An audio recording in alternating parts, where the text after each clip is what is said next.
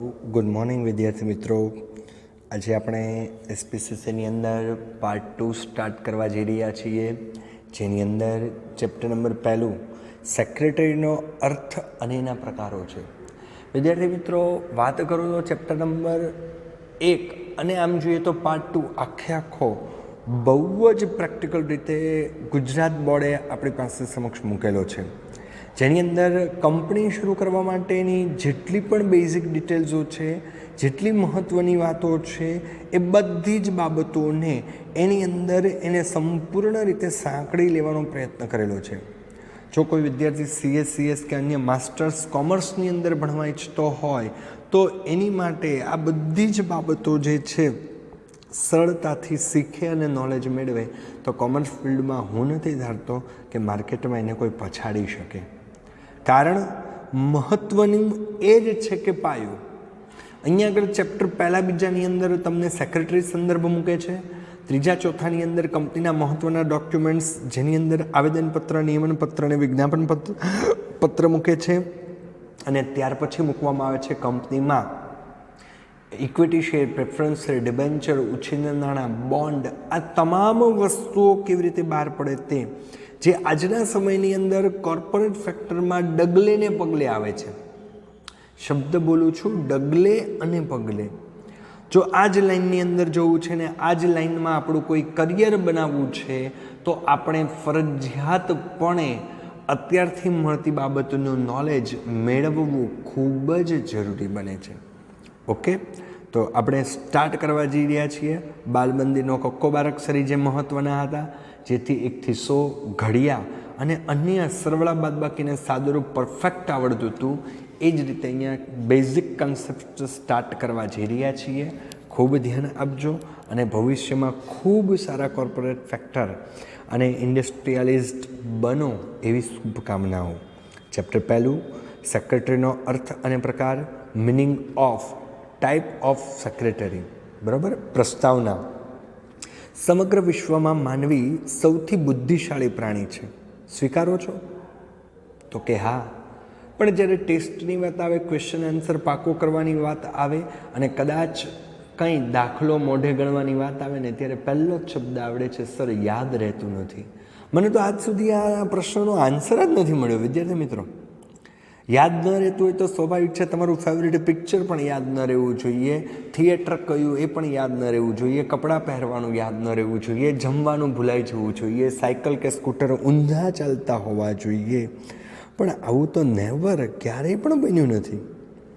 તકલીફ એ છે યાદ રહેતું નથી એ જવાબ આપણો એક બચાવ કાર્ય છે ને, આપણે એવું માન્યું છે। હું એવું માનું છું કે મારો બચાવ કાર્ય છે, સર સમજાણું જ નહીં, સર નથી આવડતું, સર પાકું નથી થયું, આ યાદ ન રહ્યું। હા, ક્યારેક બની શકે, માણસ છીએ, હું પણ કહું ક્યારેક ભૂલાઈ ગયું, પણ વારંવાર જો આ વસ્તુનો આન્સર ભૂલાઈ ગયું આવે તો સમજવું કે એનું બચાવ કાર્ય છે એવું કહી શકાય। તેણે પોતાનો હંમેશા વિકાસ સાધ્યો છે। આ વિકાસ ગાથામાં માનવી હંમેશા વધુને વધુ કામ કરતો થયો છે। માનવી પોતે સતત નવીન નવા કાર્યો તરફ આગળ વધ્યો છે। એક સમય એવો આવ્યો જ્યારે તે બધું જ કામ જાતે ન કરી શકે ત્યારે તેને એવા સહાયકની જરૂરિયાત ઊભી થઈ જે તેના વતી કાર્ય કરી શકે। એના વતી, મારા બદલે। હું કે તમે માણસ છીએ, આપણે આપણી વિકાસ ગાથાને મહત્ત્વ આપ્યું છે, વિકાસ કરવો છે। બીએમાં આખો ક્રમ તમે આ જોશો, સૌથી પહેલાં વૈદિક માલિકી પેઢી હતી। માલિક એકલો જ પોતે મેનેજમેન્ટ કરતો, એકલો કાર્ય કરતો, પોતે એકલો જ ઉઘરાણી કરતો અને દુકાને પણ બેસતો। પણ સમય વધતો ગયો, નફાનું પ્રમાણ વધતું જાય છે અને દિન પ્રતિદિન કહીએ તો લાલચનું પ્રમાણ પણ વધતું જાય છે, જેથી ત્યાં આગળ ફરજિયાતપણે આપણે એ વૈદિક માલિકી પેઢીમાંથી ભાગીદારી તરફ ત્યાં આગળ વધવાનો પ્રયત્ન કરીએ છીએ। ભાગીદારી પેઢી ઉપરાંત કંપની સ્વરૂપને ત્યાં આગળ પ્રાધાન્ય આપવામાં આવે છે, જેથી દિન પ્રતિદિન નફાનું પ્રમાણ જે છે એ વધતું જાય અને નફાનું પ્રમાણ વધે એટલે કાર્ય પણ કેટલું થાય, આપણું વ્યવસ્થિત રીતે થઈ શકતું હોય એવું કહેવામાં આવે છે। માનવની વિકાસ ગાથાની સાથે જ વાણિજ્યની શરૂઆત થઈ. બિઝનેસ પણ ધીમે ધીમે ડેવલપ થવા માંડ્યો. પહેલાં એકલો વ્યક્તિ બિઝનેસ કરતો તો પહોંચી શકતો ન હતો, જેથી બે વ્યક્તિમાંથી 3 વ્યક્તિ, 3માંથી 4 કંપની, અલગ અલગ સ્વરૂપો જે છે એ ત્યાં આગળ અસ્તિત્વમાં આવતા ગયા. શરૂઆતમાં જ આ વિકાસ મંદ હતો, કારણ કે નવું હતું, જેથી કોઈ વ્યક્તિને આ તરફ વિકાસ કરવા જવું અઘરું હતું. ભૂતકાળની સિરિયલો અને સમાજશાસ્ત્રની અંદર પણ ભણી ગયા કે વાણ વેપટાવનો વ્યાપાર છે, જે વ્યાપાર અંતર્ગત ત્યાં આગળ એવું કહી શકાય કે વ્યક્તિ પોતે પોતાના દેશથી છોડી અને વિદેશની અંદર વેપાર કરવા જતો હતો, પણ બહુ જોખમી હતું. જોખમી હોવાના કારણે મુશ્કેલીનું પ્રમાણ ત્યાં આગળ કેવું થતું હતું? વધતું હતું. પરંતુ ઔદ્યોગિક ક્રાંતિએ આમાં ઝડપ વધારી. વિવિધ પ્રકારની શોધખોળોએ આધુનિક વાણિજ્યનો પાયો નાખ્યો. શોધખોળ દિન પ્રતિદિન વધતી ગઈ, કંઈક ને કંઈક નવું શોધાતું ગયું અને પાયો નખાતો ગયો. દેશ વિદેશ, આપણા ક્ષેત્રો, અન્ય ટેકનોલોજીકલ યુગ, બધું જ દિન પ્રતિદિન આગળ વધતું ગયું. તમે વિચારો કે મોબાઈલ ફોન વગર આજે વ્યક્તિ કે વિદ્યાર્થી કે હું કે તમે 1 મિનિટ પણ રહી શકતા નથી. આપણો મોબાઈલ આપણે ઘરે ભૂલી ગયા છીએ, વિચારજો. કારણ શોધ થઈ આપણી ફેસિલિટીઝ માટે કે આપણો કામને એ સરળ બનાવશે, પરંતુ આપણે કદાચ એની ઉપર ડિપેન્ડન્ટ થઈ ગયા છીએ. એના વગર ચાલતું જ નથી. એક વખત ઘરે ટીવી આખો દિવસ નથી અથવા તો નથી જોવાનું. ડિપેન્ડન્ટ. સ્કૂટર નથી, સ્કૂટર વગર એક દિવસ તમારે તમારી દૈનિક પ્રવૃત્તિ કરવાની છે. It is impossible. આ બધી જ ક્રાંતિએ કે શોધખોળે આપણા જીવનને સરળ બનાવવાનો પ્રયત્ન કર્યો, પણ સરળીકરણના બદલે આપણે એની ઉપર ડિપેન્ડન્ટ થઈ ગયા છે એવું લાગે છે. એકવાર તો વિચાર કરો કે રાત્રે સૂતા છીએ અને સવારે ઉઠ્યા છીએ. ઘણીવાર જોયું છે કે ભૂતકાળમાં ઉઠતા આવે તો પહેલાં ભગવાનનું નામ લેવાતું. અહીંયા મોબાઈલ ફોનમાં ટાઈમ જોવાય, મેસેજ જોવાય, વોટ્સઅપ જોવાય, XYZ કોઈ સોશિયલ મીડિયા જોવાય છે. તમે વિચારો કે આપણે આપણી લાઈફસ્ટાઈલ કઈ તરફ લઈ જઈ રહ્યા છીએ કદાચ આપણને પણ ખબર નથી. મેં હમણાં વાત કરી તે બધું જ આવે છે. આધુનિક વાણિજ્યની શરૂઆત વૈયક્તિક માલિકીથી થઈ. કોઈ એક જ વ્યક્તિ હતો કે જે વ્યક્તિ પોતે ત્યાં આગળ બિઝનેસ કરતો હોય. ત્યારબાદ એકલાથી ન પહોંચી શકાણું એટલે 2 કે તેથી વધુ વ્યક્તિ ભેગા થયા. ભાગીદારી પેઢી, કંપની, સહકારી મંડળી, સંયુક્ત સાહસો બધા જ ત્યાં આગળ શું થયા? ધીમે ધીમે અસ્તિત્વમાં આવતા ગયા. વાણિજ્ય વ્યવસ્થાના સ્વરૂપમાં એકની મર્યાદાએ બીજા સ્વરૂપને ત્યાં આગળ ઉદ્ભવવાનું કારણ બન્યું. બરાબર? વૈયક્તિક માલિકીની મર્યાદાએથી શું થયું? ભાગીદારી ઉદ્ભવી. ભાગીદારીની મર્યાદાથી કંપની સ્વરૂપ ઉદ્ભવ્યું, જેની અંદર પુષ્કળ નફો મેળવવાની ઈચ્છાથી દરેક વ્યક્તિ કાર્ય કરવા લાગ્યા. સમયાંતરે યુદ્ધના કારણે રાજકીય ક્ષેત્રોની અંદર પણ ફેરફારો થયા. જુદી જુદી વિચારધારાઓ અસ્તિત્વમાં આવી. અવનવી શોધના કારણે માહિતીનું આદાન પ્રદાન ખૂબ ઝડપી બન્યું. અગાઉ આપણે ભણી ગયા છીએ પહેલા ભાગમાં કે પહેલાં માત્ર એક પત્ર દ્વારા જ માહિતી સંચાર થતો, પણ હવે તો પત્રથી લઈને આજ દિન સુધી ઈમેલ સુધીની નવી શોધખોળો થઈ, જેના કારણે આપણે માહિતીની આપ-લે જે કરવાની છે તે ખૂબ જ સરળ રીતે કરી શકીએ છીએ. પરિણામે જે વિરાટકાય બહુરાષ્ટ્રીય કંપની સુધી વિસ્તર્યું, જેમણે પોતાનું આગવું સ્થાન પ્રસ્થાપિત કર્યું છે. બરાબર? પહેલાં વાત કરીએ બહુરાષ્ટ્રીય કંપનીની, કે જે કંપની એક કરતાં વધુ રાષ્ટ્રની અંદર ફેલાયેલી હોય, જે કંપનીનું એક મથક મુખ્ય, જેને આપણે મેઇન બ્રાન્ચ કહીએ, જ્યારે અન્ય સબ બ્રાન્ચ અન્ય દેશોમાં હોય, તો એવી કંપની બહુરાષ્ટ્રીય કંપની છે એવું કહેવાય. અને પોતાનું આગવું સ્થાન એણે શું કર્યું? પ્રસ્થાપિત કર્યું. કારણ કે પહેલાં તો દેશની અંદર કાર્ય કરતો હતો, હવે દિન પ્રતિદિન દેશ અને વિદેશમાં. આપણે પણ એવા છીએ કે ઇન્ડિયન કોઈ પ્રોડક્ટ યુઝ કરતાં પહેલાં આઉટ ઓફ ઇન્ડિયાની છે તો બહુ સારી જ હોય. આવી વિચારસરણી ધરાવીએ છીએ અને જેના કારણે બહુરાષ્ટ્રીય કંપનીનું મહત્ત્વ શું થયું? દિન પ્રતિદિન વધતું ગયું છે. આ કોર્પોરેટ સંસ્થાઓ પ્રત્યક્ષ કે પરોક્ષ રીતે માનવ જીવન સાથે સંકળાયેલું છે. ઘણી પ્રોડક્ટો એવી છે કે વિદેશની હોવા છતાં આપણે એનો યુઝ કરીએ છીએ અને ખબર નથી કે આ પ્રોડક્ટ વિદેશની છે, તો આપણે પરોક્ષ રીતે જોડાયેલા છીએ. જ્યારે અમુક પ્રોડક્ટ વિદેશની છે જાણીએ છીએ છતાં પણ ખરીદી કરીએ છીએ તો પ્રત્યક્ષ રીતે જોડાયેલા છીએ એવું કહેવાય.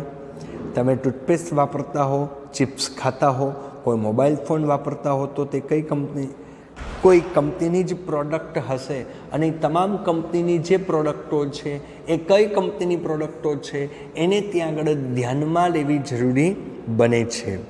જો ઇન્ડિયન પ્રોડક્ટ હોય તો રોકાણકાર આપણા દેશના જ હોય, તો આઉટ ઓફ ઇન્ડિયાની કંપની હોવાથી રોકાણકાર કદાચ ત્યાં આગળ બદલાય છે. આવી કંપનીઓમાં મૂડીરોકાણ ખરા માલિકો તો શેર હોલ્ડરો જ હોય. હવે વિદ્યાર્થી મિત્રો પ્રશ્ન આવે છે, મૂડીરોકાણ અત્યાર સુધી આપણી પાસે એવું હતું કે માલિક પોતે જ હતા, બરાબર, કે હું કંપનીનો માલિક અને હું જ મૂડીરોકાણ કરું, પરંતુ એવું નથી. હવે તો ત્યાં આગળ મૂડીરોકાણ ગવર્મેન્ટના નિયમ અનુસાર જાહેર જનતા પાસેથી પણ ખરીદી શકો, જેની અંદર તમે ઇક્વિટી શેર, પ્રેફરન્સ શેર કે ડિબેન્ચર બહાર પાડી શકો અને ત્યારબાદ કોઈ રોકાણકાર તમારી અંદર ઇન્વેસ્ટમેન્ટ કરે તો તમારો એ શેર હોલ્ડર બને અને એના નાણાં દ્વારા તમે કંપની ચલાવી શકો. હાલમાં ગયા વીકમાં અને આજે જ ઘણી કંપનીએ શેર્સ બહાર પાડ્યા. મારી અને તમારી જેવા કોઈ રોકાણકારોએ એની અંદર રોકાણ કર્યું અને રોકાણ કર્યા પછી પોતે ત્યાં આગળ એ તમામ રોકાણો દ્વારા કંપનીઓ ચલાવે છે. અહીંયા કોઈ મર્યાદા નથી. દેશનો નાગરિક કે વિદેશનો કોઈ પણ વ્યક્તિ પણ આવી કંપનીના શેર્સ ખરીદી શેર્સ હોલ્ડર બની શકે છે. જેઓ દેશના દૂર દૂરના વિસ્તારની અંદર પથરાયેલા છે, તેથી કંપનીનું સંચાલન શેર હોલ્ડર ન કરી શકે. માલિક તો હું અને તમે છીએ, તો હું અને તમે તો ક્યાંય છીએ અને કંપની પણ ક્યાંય અસ્તિત્વમાં છે. આપણે તો માત્ર શેર ખરીદવા પાછળનો હેતુ કે શેરની કિંમતમાં વધારો થાય તો આપણને ફાયદો થાય, શેરના ભાવ તફાવતમાં ફાયદો થાય, ઉપરાંત વર્ષના અંતે નફામાંથી આપણને એની ઉપર ડિવિડન્ડ મળે, બરાબર. તો આપણે કંઈ મેનેજમેન્ટ નથી કરવાના, પણ મેનેજમેન્ટ કરનાર કંપનીનું સંચાલક મંડળ કરે. કોણ? જે શેર્સ હોલ્ડર દ્વારા ચૂંટાયેલું હોય. હું અને તમે જ ભેગા થઈ અથવા મેજોરિટી જેને શેર્સ ખરીદ્યા હોય એ ભેગા થઈ નક્કી કરેલી વ્યક્તિઓનું એક જૂથ તૈયાર કરે. જૂથને સંચાલક મંડળ કહેવાય અને સંચાલક મંડળ પોતે ત્યાં આગળ કાર્ય કરતું હોય. હવે બને છે શું, એની થોડી અહીંયા આગળ વાત કરવી છે. ધારો કે કોઈ કંપનીના 100 શેર્સ છે, મારે માલિકીપણું કરવા માટે હું 51% શેર્સ મારી પાસે રાખું છું, જ્યારે 49% શેર્સની અંદર ભારતની અલગ અલગ જનતાઓ વચ્ચે હું વેચવાનો પ્રયત્ન કરતો હોઉં, પણ અહીંયા આગળ માલિક તો કોણ ગણાય? હું પોતે જ. કારણ કે 51% શેર્સ જે છે એ શેર્સ મારી પાસે છે, જ્યારે બાકીના 49% શેર જે છે એ અન્ય વ્યક્તિ તરફ મેં જતા કર્યા. મેજોરિટી મારી પાસે હોવાથી માલિક પણ હું બનું છું, સંચાલક મંડળ પણમાં મુખ્ય વ્યક્તિ પણ હું અન્ય વ્યક્તિને સપોર્ટિંગ તરીકે રાખી શકું. તો આ રીતે પણ શેર્સ ઉપર નાણાં મેળવી અને કંપની ચલાવવી હોય તો ચલાવી શકું છું. પરંતુ રોજબરોજનું સંચાલન કરવા માટે સેક્રેટરીની ત્યાં આગળ નિમણૂક કરવામાં આવે છે. કંપની કરારો કરે છે, દસ્તાવેજનું ઘડતર કરે છે, મહત્ત્વના નિર્ણય લે છે, પરંતુ કંપની જીવંત વ્યક્તિ નથી. હું અને તમે જેમ જીવંત છીએ એમ આપણે એકાઉન્ટમાં ભણી ગયા. કંપની જીવંત વ્યક્તિ નથી, પણ કંપની પોતાના નામે શું કરે? કરાર કરે છે, અલગ અલગ દસ્તાવેજનું ઘડતર એટલે ડોક્યુમેન્ટ્સ તૈયાર કરે છે, મહત્ત્વના નિર્ણયો લે છે અને એ પોતે જીવંત વ્યક્તિ ન હોવા છતાં પણ કાયદાએ કૃત્રિમ વ્યક્તિ તરફનું સ્વરૂપ આપેલું છે, જેથી કૃત્રિમ વ્યક્તિ તરીકે આ તમામ પ્રકારના કાર્યો કરવા હોય તે પોતે સરળતાથી કરી શકતા હોય છે. તેથી આ બધા જ કાર્યોમાં સેક્રેટરી સામેલ હોય છે. એટલા માટે કંપનીના સંચાલનમાં સેક્રેટરીનું સ્થાન અગત્યનું છે, ખૂબ મહત્ત્વનું છે. ભારતની આઝાદી પછી 1956માં કંપની ધારો અસ્તિત્વમાં આવ્યો. ચાલો, સૌથી પહેલો કંપની ધારો ક્યારે અસ્તિત્વમાં આવ્યો એવું કહેવામાં આવે તો શું આવશે? 1956. એટલે 1956માં કંપની ધારો શબ્દ એટલે કંપનીના નીતિ નિયમ જેમાં દર્શાવવામાં આવ્યા હોય તેને કંપની ધારા તરીકે ઓળખવામાં આવે, બરાબર.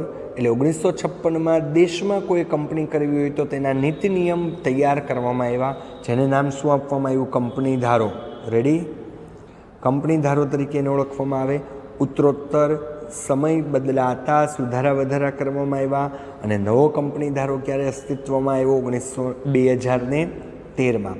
બંને SQ MCQ છે. જૂનો કંપની ધારો ક્યારે અસ્તિત્વમાં આવ્યો જૂનો કંપની ધારો 1956 અને નવો કંપની ધારો 2013. આ પુસ્તકમાં કંપની ધારામાં થયેલ સુધારા 29/5/2015 સુધીના સુધારાનો સમાવેશ કરવામાં આવ્યો. તો આમ જોઈએ તો લેટેસ્ટ ટેક્સ્ટબુક છે 4 કે 5 વર્ષ પહેલાં જેટલા સુધારાઓ કરવામાં આવ્યા હતા એ તમામ સુધારાઓ આ ટેક્સ્ટબુકની અંદર ઇન્ક્લુડ કરવાનો પ્રયત્ન કરેલો છે. એટલા માટે ત્યાં આગળ મહત્વતા ધરાવે છે. બરાબર. તો એ 5 વર્ષ પહેલાંની ડિમાન્ડ જે છે એ બધી જ ટેક્સ્ટબુકની અંદર ઇન્ક્લુડ કરવાનો એને ત્યાં આગળ પૂરેપૂરો પ્રયત્ન કર્યો છે. બરાબર. તો આ પેજની અંદર મહત્ત્વનું હતું કે સેક્રેટરી શું કાર્ય કરશે, બેઝિક કંપની કન્સેપ્ટ કેવી રીતના અસ્તિત્વમાં આવ્યો, ઉપરાંત કંપની ધારો જૂનો 1956, નવો કંપની ધારો જે છે એ અસ્તિત્વમાં આવ્યો 2013માં. હવે વાત કરીએ સેક્રેટરીનો અર્થ અને એની વ્યાખ્યા. સેક્રેટરી શું છે? સેક્રેટરી શબ્દ ગુજરાતી ભાષામાં ગુજરાતી જે લેંગ્વેજ છે એમાંથી અંગ્રેજી ભાષામાંથી લેવામાં આવ્યો છે. એટલે સેક્રેટરી ગુજરાતી વર્ડ નથી, પણ આપણે ગુજરાતી વર્ડ માની લીધો છે, હકીકતે છે ઇંગ્લિશ વર્ડ. સામાન્ય રીતે આપણે સેક્રેટરીના બદલે મંત્રી શબ્દનો પણ ઉપયોગ કરી શકીએ. તો કદાચ આ મંત્રી શબ્દ આપણને એમ યાદ આવે કે આપણે કોઈ રાજા રજવાડાની અંદર વયા ગયા અને કોઈ રાજા છે અને રાજાના મહત્ત્વના કાર્યો માટે જે વ્યક્તિ નીમવામાં આવ્યો, કદાચ એ વ્યક્તિ મંત્રી છે. તો કે સાચી વાત.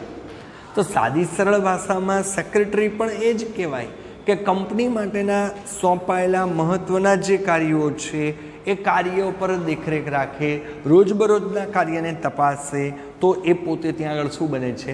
મંત્રી બને છે. મંત્રી એટલે અંગત મદદનીશ અથવા તો સચિવ. જો શબ્દ શું મૂક્યો? અંગત મદદનીશ. કોઈ વ્યક્તિનો સ્પેશિયલ સેક્રેટરી પણ હોય, બરાબર, તો એ ત્યાં આગળ મહત્વતા ધરાવતો હોય. જૂના સમયમાં રાજા મહારાજાઓ અને શ્રેષ્ઠીઓ વતી આવા મંત્રીઓ રાખવામાં આવતા હતા. બરાબર, કે એ મંત્રીઓ રાજાની તમામ ગુપ્ત માહિતીઓ રાખતા, તમામ માહિતીની આપલે કરતા, મહત્ત્વના નિર્ણયની અંદર ભાગ ભજવતા. ક્યાંક રાજા ભૂલ કરતા તો શું કરતા? આ મંત્રીઓ એને વાળતા. બરાબર ને? અકબર બિરબલની વાર્તાઓ સાંભળેલી છે, જેમાં કદાચ અકબરનું મહત્ત્વ પુષ્કળ હતું, પણ જ્યાં જ્યાં અકબર ભૂલ કરતો ત્યાં કોને પૂછતો? બિરબલ. અને બિરબલ ચતુર છે એવા જવાબો એ આપતો ને એવું સોલ્યુશન આપતો કે જેના કારણે રાજા ક્યારેય મુશ્કેલીમાં મુકાતો ન હતો. એમ તમારો કોઈ મંત્રી તો હશે જ તે. બરાબર ને વિદ્યાર્થીઓ? કે જ્યાં જ્યાં અટકો ત્યાં તમે તમારી મંત્રીને પૂછો ને મંત્રી તમને કે એ પ્રમાણે તમે પણ કાર્ય કરતા હો. રાજા દશરથના મંત્રી સુમંત હતા, ધૃતરાષ્ટ્રના મંત્રી વિદુર હતા.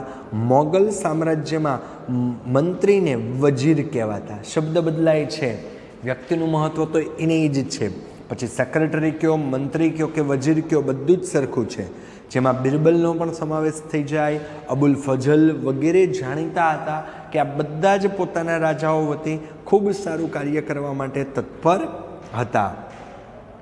રોમન સામ્રાજ્યમાં રાજાઓ વતી લખાણ કરનારાઓ સ્ક્રિબા કહેવાતા. બરાબર? એક માર્ક્સમાં પૂછાય સ્ક્રિબા એટલે શું? તો કે રોમન સામ્રાજ્યની અંદર રાજાઓ વતી લખાણ કરનાર, સાદી ભાષામાં કોઈ પણ માહિતી આપલે કરનાર જે ગુપ્ત વ્યક્તિ હતી એ ગુપ્ત વ્યક્તિને શું કહેવાય? સ્ક્રિબા તરીકે ઓળખવામાં આવે છે. સેક્રેટરી શબ્દ મૂળ લેટિન શબ્દ સેક્રેટિયસ તરીકે અથવા તો એમાંથી ઉતરી આવ્યો છે.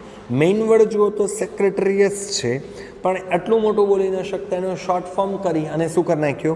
સેક્રેટરી શબ્દ કર્યો. હવે એની મુખ્ય વ્યાખ્યા છે, મહત્ત્વની ડિટેલ્સ, કે જેનો અર્થ ગુપ્ત રહસ્યોની જાળવણી કરનાર એવો થાય. જો તમે સેક્રેટરી બનો છો, પછી મંત્રી તરીકે, વજીર તરીકે, સ્ક્રિબા તરીકે, સેક્રેટરી તરીકે, તો તમે એક ખૂબ મહત્ત્વની વ્યક્તિ છો એવું કહેવાય. કારણ એ વ્યક્તિએ તમારી ઉપર વિશ્વાસ મૂક્યો છે, ગુપ્ત રહસ્યોની વાતચીત તમારી સાથે કરી છે, તમારા સુધી સીમિત રાખ્યા છે, અથવા એ ચર્ચા વિચારણામાં તમને ત્યાં આગળ ઇન્ક્લુડેડ કરેલા છે, જેથી તમે સેક્રેટરી તરીકેની એક મહત્ત્વની ભૂમિકા ભજવી શકો છો. સેક્રેટરી અંગત મદદનીશ તરીકે કાર્ય કરે છે, બરાબર. દાખલા તરીકે બિરબલ, તો અંગત મદદનીશ કોનો હતો? તો કે અકબરનો હતો. અબુલ ફઝલ પોતે પોતાના રાજાને ત્યાં આગળ સંપૂર્ણ સમર્પિત હતો અને એને જ મદદ થાય અને મુશ્કેલીમાં ન મુકાય એવી મહત્વતા આપતો. મંત્રી સુમંત દશરથ રાજાનો મંત્રી હતો કે જે દશરથ રાજાના રાજ્યને જે ફાયદો થાય એ કરાવવાનો પૂરેપૂરો પ્રયત્ન કરતો હતો. એટલે માલિક વતી પત્રાચાર કરશે, એટલે પત્રની આપલે કરશે, માહિતીની આપલે કરશે, અંગત રહસ્યની શું કરશે? જાળવણી કરે છે, બરાબર. મારી પાસે કોઈ પણ ગુપ્ત માહિતી રાજા, પ્રજા અથવા તો મારા ઉપરી અધિકારીએ આપી છે તો હું એને સાચવી રાખવાનો પ્રયત્ન કરું. હું એને ક્યારેય વિસ્ફોટક કરતો નથી કે અન્ય સમક્ષ રજૂ પણ કરતો નથી. સ્વાભાવિક રીતે જેના માટે કાર્ય કરે છે તેની અંગત બાબતો બીજાને કહી શકતો નથી, બરાબર. જ્યારે પણ યાદ રાખજો, કોઈ આપણી અંગત બાબત આપણને રજૂ કરી છે તો જેનો મતલબ તમારા પર વિશ્વાસ છે, ત્યારે જે શક્ય બને જેથી એ અંગત બાબત અન્ય સમક્ષ રજૂ ન કરવી તેની સંપૂર્ણ કાળજી હોવી જરૂરી બને છે. વ્યાખ્યા જોઈએ. સામાન્ય અર્થ પ્રમાણે સેક્રેટરી એટલે એવી વ્યક્તિ કે જે અન્ય વ્યક્તિ હોય, કોઈ મંડળી હોય, કોઈ કોર્પોરેશન હોય, કોઈ જાહેર સંસ્થા હોય કે ખાનગી રહસ્યની જાળવણી કરે. પછી એ પેઢીનું કરે છે, મંડળીનું કરે છે, વ્યક્તિનું કરે છે, કોર્પોરેશનનું કરે છે, બધાનું આ તમામ રહસ્યોની જાળવણી કરે છે. પત્ર વ્યવહાર કરે, માહિતીની શું કરે? આપલે કરે છે, એવું પણ ત્યાં આગળ કરે. તેમજ દસ્તાવેજો, અલગ અલગ ડોક્યુમેન્ટ્સ આગળ આપણે ભણવાના છીએ તો ડોક્યુમેન્ટ્સ તૈયાર કરવાનું પણ કાર્ય કરે છે. કરાર કરે કોઈ વ્યક્તિ સાથે, બરાબર. કોઈ કોન્ટ્રાક્ટ કરે, દફતર રેકોર્ડ સંભાળે, તમામ ઓફિસ સંભાળવાનો પ્રયત્ન કરે. જેમ તમે તમારું કીટ સંભાળો એમ કીટ કોઈને અડવા ન દે. શું કામ? તો કે એની અંદર કેટલાય રહસ્યોની જાળવણી તમારા દ્વારા થઈ હોય તો તમે તમારા કીટના સેક્રેટરી છો એવું કહેવામાં આવે. એમ અહીંયા આગળ ઓફિસ, મંડળ, કોર્પોરેશન, જાહેર સંસ્થા, ખાનગી સંસ્થા કે કોઈ વ્યક્તિની ગુપ્ત માહિતી જે છે એ સાચવવાનું કાર્ય કરનાર જે વ્યક્તિ હોય એ વ્યક્તિને ત્યાં આગળ આપણે શું કહેશું? સેક્રેટરી તરીકે ઓળખવાનો પ્રયત્ન કરીએ. તે ઉપરાંત તેને સોંપવામાં આવેલા તમામ કાર્યને મહત્વતા આપવામાં આવે છે. હવે વાત કરીએ ઓક્સફર્ડ ડિક્શનરી મુજબ, બરાબર. ઘણાએ ઓક્સફર્ડ યુનિવર્સિટી એવું નામ સાંભળ્યું હશે. અહીંયા આવે છે ઓક્સફર્ડ ડિક્શનરી મુજબ સેક્રેટરી એટલે એવી વ્યક્તિ કે જે અન્ય વ્યક્તિ વતી લખવાનું કામ કરે. સેક્રેટરી એટલે એવી વ્યક્તિ કે જે મારી કે તમારી વતી લખવાનું, માહિતી સંચારનું, મહત્ત્વના રહસ્યોની જાળવણી કરવાનું કાર્ય કરે છે, બરાબર. એટલે સેક્રેટરી જે છે એ ત્યાં આગળ એ મહત્ત્વના કાર્યો કરે છે કે જે એનો ઉપરી અધિકારી આપે. ઓફિસની અંદર પણ હોય, જેને આપણે ઘણીવાર પીએ કહીએ છીએ, પર્સનલ આસિસ્ટન્ટ તરીકે ત્યાં આગળ કહીએ છીએ, એવું પણ કહેવામાં આવે છે. તો એ પ્રમાણેનું મહત્ત્વ પણ ત્યાં આગળ હોય છે.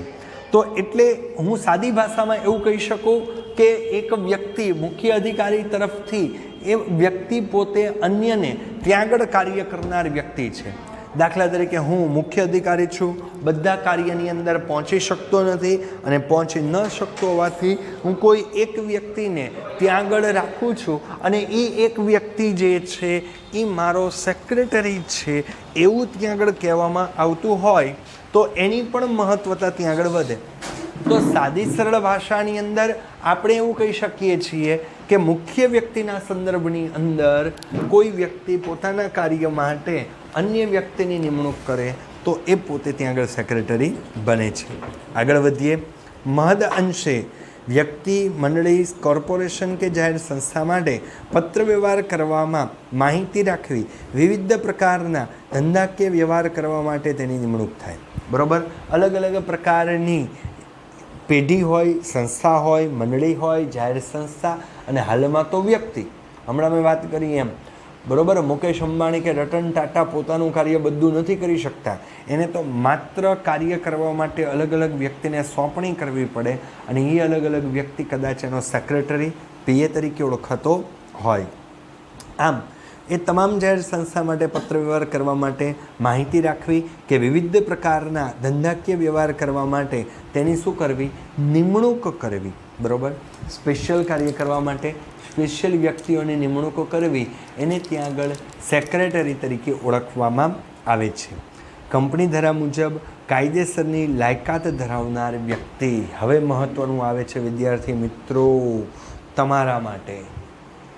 અહીંયા સેક્રેટરી કોઈ પણ વ્યક્તિ ભૂતકાળમાં નિમાતો, અનુભવી વ્યક્તિ ભૂતકાળમાં નિમાતો, હવે તો કાયદેસરની લાયકાત ધરાવનાર વ્યક્તિ જ, જેનો મતલબ જેની પાસે ડિગ્રી હોય.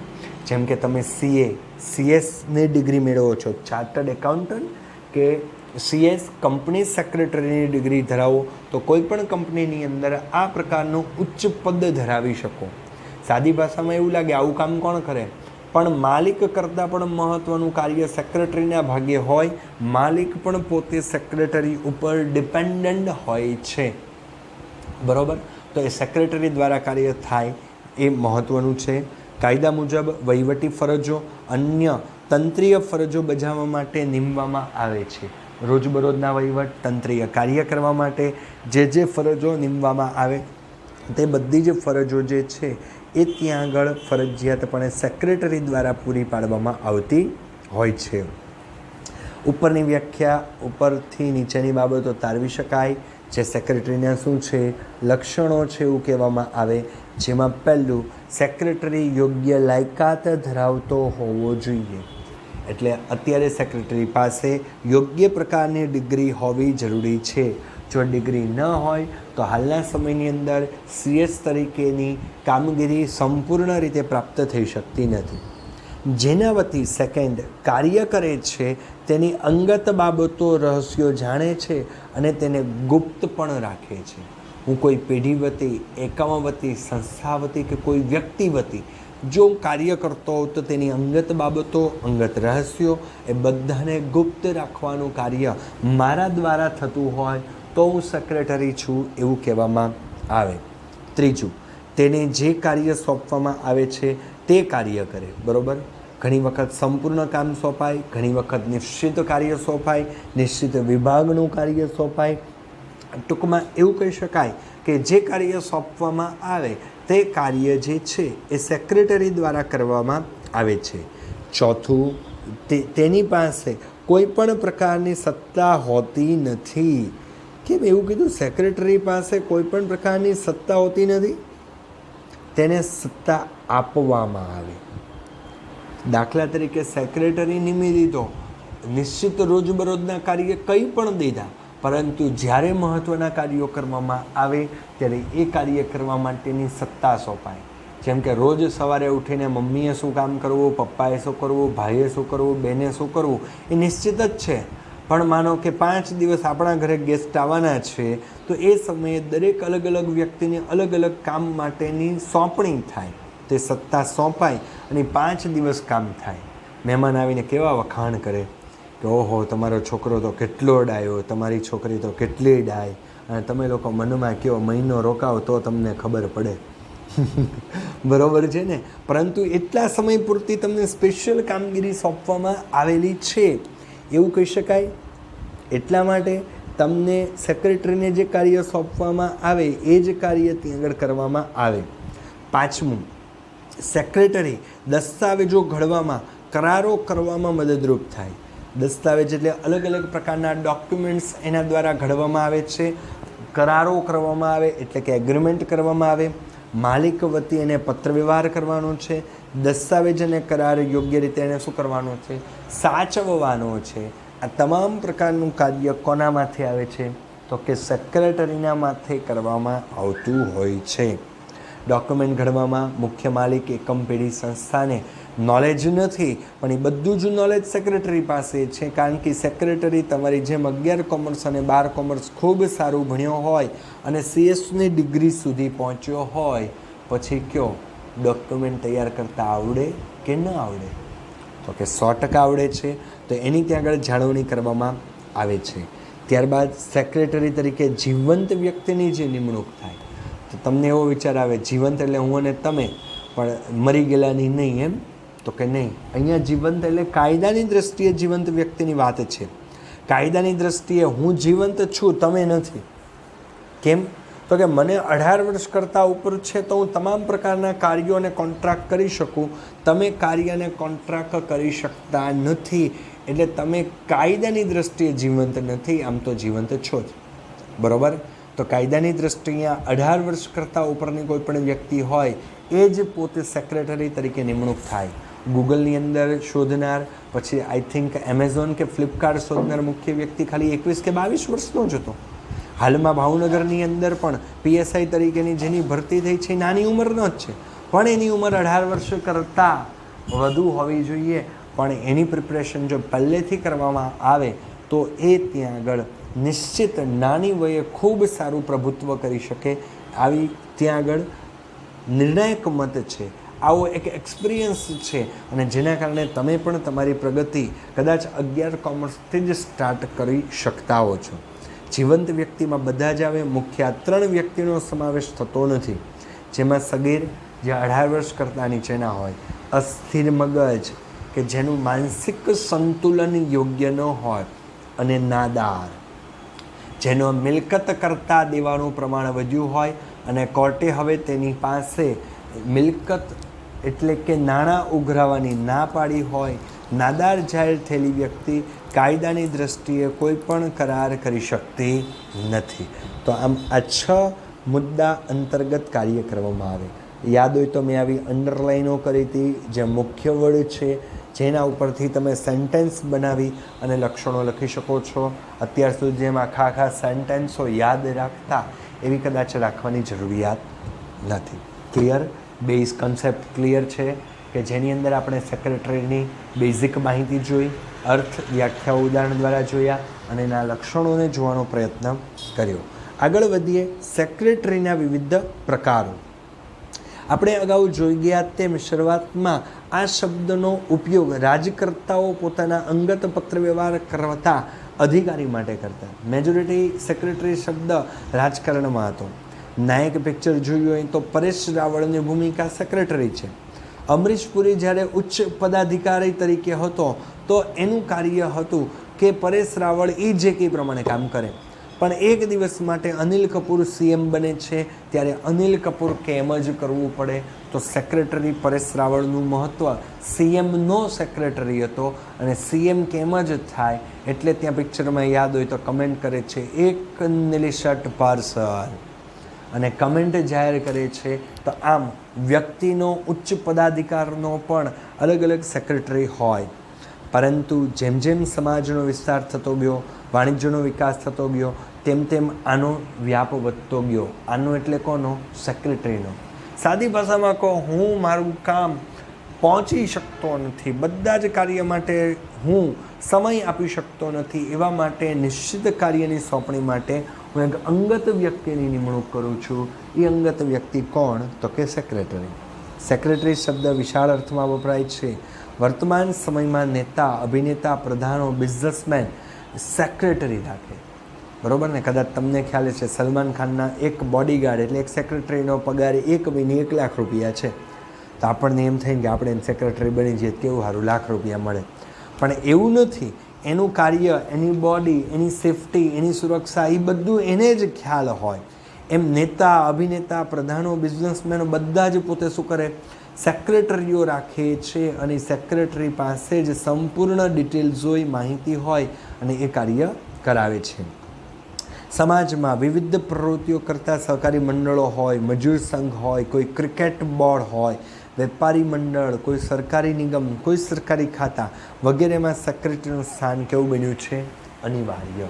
સાદી ભાષામાં સંપૂર્ણ કામને પહોંચી ન વળે એટલે મુખ્ય અધિકારી પોતે અન્ય વ્યક્તિ રાખે, જેને આપણે અલગ શબ્દ પણ આપ્યો છે સિનિયર અને જુનિયર. સિનિયર વ્યક્તિ બધા કામમાં પહોંચી નથી શકતો એટલે જુનિયર વ્યક્તિને પોતાનું કામ શું કરે? સોંપી આપે છે. આ બધી સંસ્થાઓ કદાચ સેક્રેટરી વગર કામ ન જ કરી શકે એવી પરિસ્થિતિ ઊભી થઈ છે.